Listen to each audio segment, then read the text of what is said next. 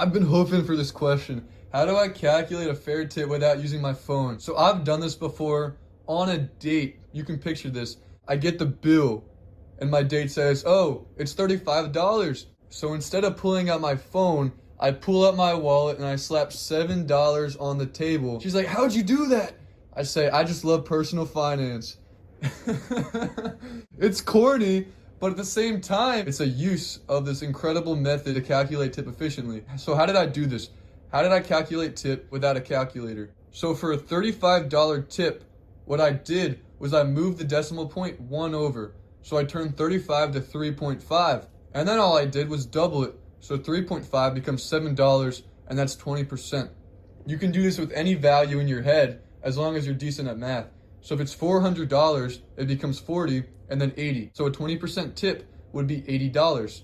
Let's say you have a $20 meal. $20 becomes 2 times 2 is $4 for a 20% tip. Sometimes though, 20% is a little bit too much. So you can always consider this a rounded up tip. You can always take off a little bit. If you get really good at this, you can do with even more complicated numbers. So let's say a meal's $42.80. That becomes 4.28. It's an $8.50 tip.